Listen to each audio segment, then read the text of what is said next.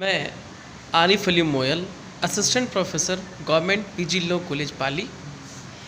आज हम पढ़ेंगे सीपीसी, सिविल प्रोसीजर कोड 1908।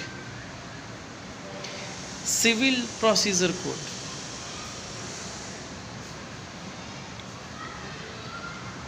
जैसा कि हम जानते हैं दोस्तों कि कोड और एक्ट में क्या फ़र्क होता है। हमने इससे पहले लेक्चर में इसे डिस्कस किया था। 1908 नए संशोधन के साथ में 1908 की सीपीसी पढ़ते हैं हम।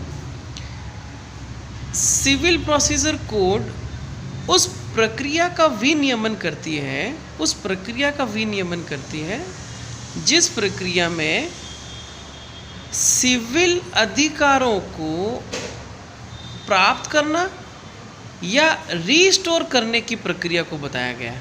रीस्टोर करने की प्रक्रिया को देखो दोस्तों, क्या होता है कि जब भी कभी हम आपराधिक प्रक्रिया संहिता के बारे में बात करते हैं, आपराधिक प्रक्रिया संहिता सीआरपीसी का मुख्य मोटो ये होता है, मुख्य उद्देश्य ये होता है कि जितने भी आपराधिक कानून हैं, आपराधिक कानून से संबंधित कोई भी अपराध या आपराधिक घटना घटित होती है तो उस आपराधिक घटना के घटित होने के बाद में अपराधी को दंड की सज़ा या पीड़ित व्यक्ति को मुआवजा दिए जाने की व्यवस्था की जो प्रक्रिया होती है वो सीआरपीसी बताती है। तो आपराधिक विधि में क्या होता है कि किसी भी आपराधिक विधि में अपराध करने के बाद किसी भी व्यक्ति को दी गई सज़ा या जुर्माना,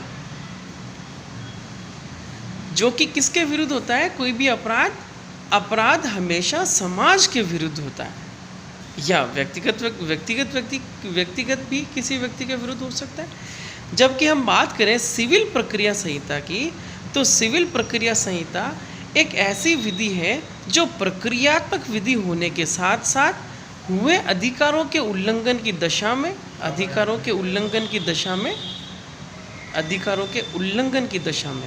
अधिकारों को वापस से प्रत्यावर्तन या रीस्टोर करवाने की प्रक्रिया को बता रहा है। प्रत्यावर्तन या रीस्टोर करवाया जाना,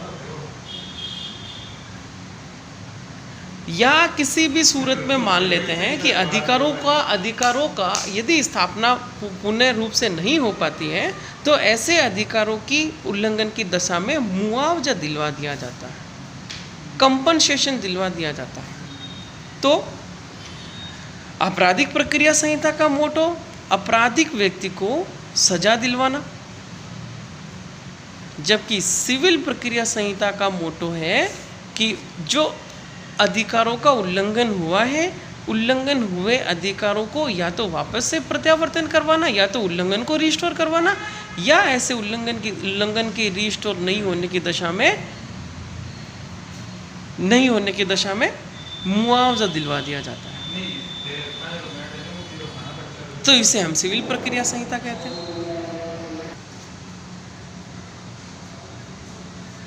सिविल प्रक्रिया का मतलब होता है कि जहाँ कहीं भी अधिकारों का उल्लंघन हो, ऐसे अधिकार के उल्लंघन की दशा में या तो उल्लंघन हुए अधिकारों को वापस से रिस्टोर करवा दिया जाता है या उसकी तुलना में मुआवजा दिलवा दिया जाता है। स्टूडेंट, थोड़ा हम आगे बढ़ते हैं और यदि देखते हैं कि प्रक्रियाएं कोर्ट में कितने प्रकार की होती हैं। कोर्ट में दो प्रकार की प्रक्रियाएं चलती हैं। एक तो चलती है आपराधिक प्रक्रिया, मतलब आपराधिक मामले में कोर्ट की प्रक्रिया आपराधिक मामले में, और एक होती है दोस्तों सिविल मामले में कोर्ट की प्रक्रिया। सिविल मामले में कोर्ट की प्रक्रिया, क्या फर्क होता है इन दोनों में, देखते हैं। आपराधिक मामले में जो कोई भी आपराधिक कोर्ट होती है, आपराधिक कोर्ट में किसी भी व्यक्ति के द्वारा जब कभी कोई अपराध किया जाता है तो याद रखना अपराध किसी समाज के विरुद्ध किया जाता है, और समाज में शांति बनाए जाने की व्यवस्था, शांति कायम करने की जिम्मेदारी किसकी होती है, सरकार की, क्योंकि हमारे यहाँ सरकार लोक कल्याणकारी सरकार है, लोक कल्याणकारी सरकार।